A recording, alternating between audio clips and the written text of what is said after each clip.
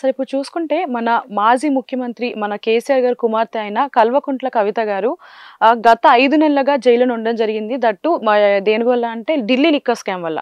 మరి ఈ రోజు ఆవిడకి బెయిల్ నుంచి బయటికి రావడం జరిగింది. మరి ఈ బెయిల్ వెనక ఏంటి అంటే ఒక్కొక్క పార్టీ వాళ్ళు ఒక్కొక్క రీజన్ చెప్తున్నారు. సో అసలు ఈ బెయిల్ రావడం వల్ల ఉద్దేశం ఏంటి? అసలు రీజన్ ఏంటి? అసలు ఆవిడ తప్పు చేసినట్టా చేయనట్టా? అవునండి. నిన్న ఈ ఢిల్లీ లిక్కర్ స్కామ్‌లో కవిత గారికి బెయిల్ వచ్చింది. బెయిల్ రావడం అనేది రకరకాల ఆరోపణలు చేస్తా ఉన్నారు. కానీ మనందరికీ తెలవాల్సిందంటే బెయిల్ అనేది ఒక చట్ట పరిధిలో జరిగే ప్రక్రియ. అంటే మనం ఎక్కడైనా నేరం జరిగిందనుకోండి, ఉదాహరణకు ఇప్పుడు మీరు ఉన్నారు. అంటే మన ఇద్దరం ఏదో కలిసి మీరేదో నా మీద ఫిర్యాదు చేస్తాం, పోలీస్ స్టేషన్‌కి వెళ్ళారు. సరే నన్ను కొట్టాడనో అవమానించాడనో ఫిర్యాదు అంటాం దాన్ని. ఫిర్యాదులో కంప్లైంట్లో ఈ దగ్గర సర్కమ్స్టెన్స్ అంటే నిజమా అంటే మన ఇద్దరం కలిసాము, నిజంగా కలిశారు, కలవలేదు, ఇద్దరం కలిసిపోయాము సార్, మేము పలానా అకేషన్ చెప్పే రీజన్ సహేతుకంగా సర్కమ్స్టెన్స్ కనపడితే అప్పుడు వాళ్ళు నమోదు చేసుకుంటారు. నమోదు తర్వాత ఫస్ట్ ఇన్ఫర్మేషన్ తీసుకొని నమోదు చేసుకొని దానికి కేసు తరహా సెక్షన్లు బట్టి అదుపులోకి తీసుకోవడం, కస్టడీకి తీసుకోవడం, కస్టడీ తీసుకుని వివరాలు సేకరిస్తారు. అక్కడే అవకాశం అయితే మన స్టేషన్ బెయిల్ తీసుకుని పంపిస్తారు. లేనప్పుడు రిమాండ్కి తరలిస్తారు. జడ్జికి తీసుకెళ్ళి రిమాండ్ పంపిస్తే జైలుకి వెళ్తుంది. సో ఇది జైలుకి వెళ్ళిన తర్వాత జైలుకు రిమాండ్లు ఉంచే ఉద్దేశం ఏంటంటే ఈ కేసు తీవ్రతలో ఉన్నటువంటి ఫ్యాక్టర్స్ మేము విచారించే దశలో ఎవరి మీద అయితే ఆరోపిస్తున్నామో ఆరోపణ వ్యక్తి బయట ఉంటే సాక్ష్యాలను తారుమారు చేస్తారు, సాక్ష్యాలని సేకరించకుండా చేస్తాడు, సాక్షులను బెదిరిస్తాడు, మా విచారణ ముందుకెళ్ళనియ్యడు. ఇతను మా దగ్గర బయట ఉంటే ఈ కేసు తాలూకు వివరాలు బయటకు వచ్చే అవకాశం లేదు. కాబట్టి కస్టడీలో ఉంచుకుంటే, రిమాండ్లో ఉంచుకుంటే మేము కేసు దర్యాప్తు చేసి ఛార్జ్షీట్ వేస్తాం. తర్వాత ట్రయల్స్ ఉంటుంది. సో ఆ ఉద్దేశంతో రిమాండ్ వేస్తాం. అంటే 7 days 14 days ఆ కేసు తీవ్రతను బట్టి వీళ్ళు అడిగే అబ్జెక్షన్ బట్టి మళ్ళీ ఎక్స్టెన్షన్ చేస్తూ ఉంటారు. 21 days. ఇదంతా ఏంటి? శాసనాత్మక ప్రక్రియలో ఉన్నటువంటి చట్టంలో ఉన్నటువంటి ప్రక్రియ. దీన్ని ఏ సర్కమ్స్టెన్స్ ఏ స్టేజ్ ఎంత అవసరం ఉంటే అంత స్టేజ్ ప్రకారం జరుగుతూ ఉంది. ఈ ప్రకారం అక్కడ నేరం జరిగినట్టుగాను ఫిర్యాదు రావడం, సర్కమ్స్టెన్స్లో ఈమె ప్రమేయం ఉండడం, అరెస్ట్ చేయడం, రిమాండ్కి తీసుకొచ్చడం. వీళ్ళ సర్కమ్స్టెన్స్లో వీళ్ళ ఫిర్యాదు అయింది, మళ్ళీ ఛార్జ్షీట్ అయింది, ఎంక్వైరీ జరిగింది. దీనికన్నా ఈమె కన్నా A1A2 అంటారు క్రిమినల్ భాషలో, అంటే అక్యూజ్డ్ 1 accused, అంటే పెద్ద నేరస్తులే బెయిల్ తీసుకుని బయటకు వచ్చేసారు. అవునవును.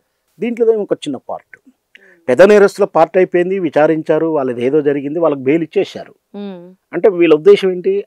విచారణలో ఇతను లేకుండా, ఇతను ప్రమేయం లేకుండా విచారించారు, మేము సాక్ష్యాలు ఏదో తీసుకొచ్చాము, మేము ఆయన విడుదల చేసిన మాకు అబ్జెక్షన్ లేదంటే నేను అనిపించేది. ఇక్కడ ఉన్నటువంటి అంత ఈ కేసులో తీవ్రత తక్కువ ఉన్నటువంటి అక్యూజ్డ్ చాన్నాళ్ళు ఉంచాల్సిన అవసరం చట్టానికి లేదు. ఈ గ్రౌండ్ మీద ఆమెకు బెయిల్ వచ్చింది. కేసులో తీవ్రత ఉన్నటువంటి నేరస్తుడు సపోడియా గారికి ఆల్రెడీ బెయిల్ వచ్చేసింది.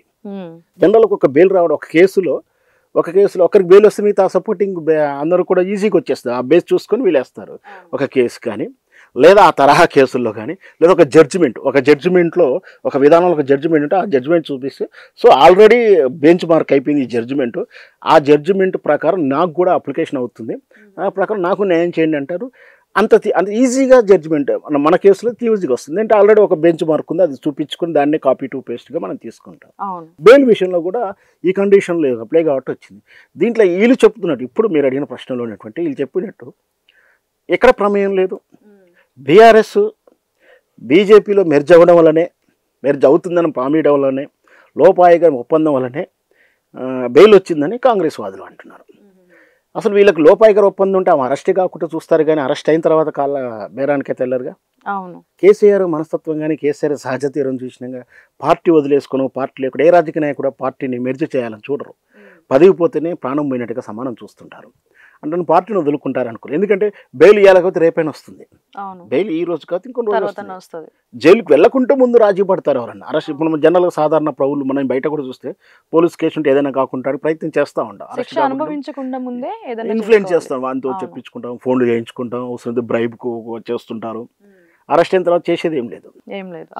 ఇది అర్ధరహితమైన ఆరోపణ. చెప్పబోయేది అంటే అర్ధరహితం, ఏదో రాజకీయ ఆరోపణలు ఒక పార్టీ మీద ఈ పార్టీ మీద వీళ్ళు అక్కసెక్కపరచుకోవడం. కానీ బెయిల్ అనేది శాసనాత్మకపరంగా వచ్చింది, ఒక లీగల్ ప్రక్రియ. అది లీగల్లో ఉన్నటువంటి డెప్త్ను బట్టి, లీగల్లో ఉన్నటువంటి స్కోప్ను బట్టి వచ్చింది. ఆల్రెడీ A1గా అంటే ఈ కేసులో తీవ్రత ఉన్నటువంటి సపోడియా గారికి ఎప్పుడు బెయిల్ వచ్చింది కాబట్టి ఆ సర్కమ్స్టెన్స్ ప్లస్ ఈమె పర్సనల్గా ఏంటంటే ఆల్రెడీ వచ్చి 5 months అయింది. లేడీ అవ్వడం వల్ల లేడీస్ గైనిక్ ప్రాబ్లమ్స్ ఉన్నాయి. అవును. ఓకే, రకరకాల రీజన్స్ ఉన్నాయి. ఈమె డిప్రెషన్కి వెళ్ళిపోవడం కానీ సంథింగ్ ఏదో ఉన్నాయి. సో దాంతో అవన్నీ చూపిస్తే సర్కమ్స్టెన్స్ వచ్చేసింది. దీంట్లో వీళ్ళు ఆరోపించినట్టు ఈ పార్టీ మీద కానీ అదే బీజేపీ పార్టీ ఈ కాంగ్రెస్ లాయర్లు వాదించడం వల్లనే వచ్చారని చెప్పడం అంటే వాస్తవానికి రాహుల్ గాంధీ కూడా కేసు అయింది. రాహుల్ గాంధీ అప్పుడు కూడా బెయిల్ వచ్చింది. మరి వాళ్ళ మెలాకైతే వచ్చిందా? కాదు కదా, అలా కాదు. ఒక లీగల్ ప్రక్రియలో భాగంగా వచ్చింది. కేవలం ఈ రాజకీయ పార్టీలు ఆ రాజకీయ పార్టీలు చేసుకునే ఆరోపణలంతా కూడా వాళ్ళ సంతృప్తి కోసం, వాళ్ళ ఈగో సాటిస్ఫాక్షన్ కోసం వాళ్ళు చేస్తున్న ఆరోపణలు చూడాలి కానీ ఇది ఒక లీగల్ ప్రక్రియగానే చూడాలి మనం. సరే, ఇప్పుడు చూసుకుంటే కేసు విషయానికి వస్తే మన కల్వకుంట్ల కవిత గారిని ఎప్పుడైతే 5 months బ్యాక్ అరెస్ట్ చేశారో కస్టడీలోకి తీసుకున్న తర్వాత సుమారు 450 మందికి పైగా సాక్షులు విచారించారు. అసలు కేసులో ఇప్పటికీ ప్రూవ్ చేయలేకపోయారు. ఇంతమందిని విచారించినా అసలు ఏంటి ఈ కేసు వెనుక ఉన్నది ఏంటి రహస్యం? వాస్తవానికి దురదృష్టవశాత్తు ఇంతకుముందు మనం చెప్పినట్టు అన్ని శాస్త్రాత్మక ప్రక్రియలైనప్పటికీ ఈ ఈ కేసులు దర్యాప్తులు ఇవన్నీ కూడా రాజకీయ నీడలు పలుకున్నాయి. ముఖ్యంగా నరేంద్ర మోడీ ప్రభుత్వం వచ్చిన తర్వాత, నరేంద్ర మోడీ అధికారంలోకి వచ్చిన తర్వాత ఈ వ్యవస్థలన్నీ కూడా దుర్వినియోగంతో రాజకీయ ప్రమేయం జరగడం అనేది దురదృష్టవశాత్తు. ఆ విధంగానే కేసు అయిందని కూడా భావిస్తున్నాం. ఎందుకంటే వాస్తవానికి ఇది క్విట్ ప్రోకో కేసు. అంటే ఏంటంటే ఇక్కడ ఢిల్లీలో కేజ్రీవాల్ ప్రభుత్వం వచ్చిన తర్వాత అంతకుముందు ఆ ఢిల్లీ రాష్ట్ర ప్రభుత్వమే లిక్కర్ అనేది అమ్మే అవుట్లెట్స్ మనకు అర్థమయ్యే భాషలో చెప్పాలంటే ఇక్కడ మన రేషన్ షాపు బియ్యం కానీ ఏదైనా చిన్న మనం ఏ విధంగా అయితే ప్రభుత్వ ఆధ్వర్యంలో జరుగుతుందో ఇక్కడ ఇప్పుడు మన ప్రభుత్వం కూడా లిక్కరు వస్తుంది, అక్కడ మాత్రం చేస్తుంది. అంటే అప్పుడు ఏం చేశారంటే వాళ్ళు అలా కాదు, ప్రైవేట్ షాపులా ఇచ్చేసేసి పాలసీ తీసుకొచ్చి ఒక 30 షాపులు పరిధిని పెంచారు, సేల్స్ పరిధిని పెంచారు, షాపుల పరిధిని పెంచారు, టైమింగ్స్ మార్చారు, బ్రాండ్ రేట్లు మార్చారు, పర్సంటేజ్లు అంటే కొంచెం లిబరేషన్ ఎక్కువ చేశారు. దీనివల్ల ఏందో ప్రభుత్వానికి ఆదాయం పెరుగుతుంది అనేది వాళ్ళు చెప్పిన సలహాలు. సరే, అది ప్రభుత్వ అధికారంలో ఉన్న మనిషి యొక్క పార్టీ యొక్క పాలసీల ప్రకారం ఉంటుంది. ఇది ఇలా చేయమని ఏదైతే వీళ్ళు చెప్తున్నటువంటి ఈ కవిత అండ్ సౌత్ కంపెనీ వాళ్ళు ఎవరైతే ప్రేరేపించారు, వీళ్ళే గైడెన్, వీళ్ళే సూచనలు ఇచ్చారు. మీరు ఇంత చేస్తే ఇంత లాభం వస్తుంది, మీకు ఇంత, మాకు వచ్చే లాభంలో మీకు ఇంత పర్సెంటేజ్ అంటే వాళ్ళకు 5 కోట్లు, వీళ్ళకి 3 కోట్లు 4 కోట్లు ఇచ్చారు అనేది ఆరోపణ. వీళ్ళ బ్యాంక్ అకౌంట్ ట్రాన్సాక్షన్స్ ఏదో చూపిస్తున్నాను. దానివల్ల వాస్తవానికి ఆ నిర్ణయం వల్ల ఈ టెండర్లు ఏదో లిక్కర్ బిజినెస్ వాళ్ళకి లాభంతో పాటు ప్రభుత్వానికి గతం కన్నా లాభం వచ్చింది. అంటే 27%, అంతకుముందు ఒక 100 కోట్లు వచ్చుంటే ఇప్పుడు 127 crores వస్తున్నాయి. ఇన్కమ్ పెరిగింది, నష్టం కూడా పెరగలేదు. సో బ్రైబ్ అంటావు, బ్రైబ్ కానీ ఫిట్ ప్రోగ్ జరిగింది. ఇది వాస్తవానికి చట్ట ప్రకారం చూస్తే తప్పే. కానీ మనం ఈ జనరల్గా వ్యవహరిస్తున్నప్పుడు ప్రతి ప్రభుత్వ పనిలో క్విట్ ప్రో లేకుండా పని అవ్వదు. మనం ఎక్కడ హాస్పిటల్కి వెళ్ళినా మనం 50-20 ఇచ్చి మనం లోపలికి వెళ్ళాలని లేదు, మన పని అవ్వాలి. కాబట్టి ఏది జరిగినా ఈరోజు రేవంత్ రెడ్డి తీసుకున్నా, రేపు ఇంకో గవర్నమెంట్ వచ్చినా కొంచెం జరుగుతూ ఉంటుంది. దాంట్లో అవినీతి జరిగినప్పుడు కొంచెం మనం అబ్జెక్టబుల్గా చర్చించాలి.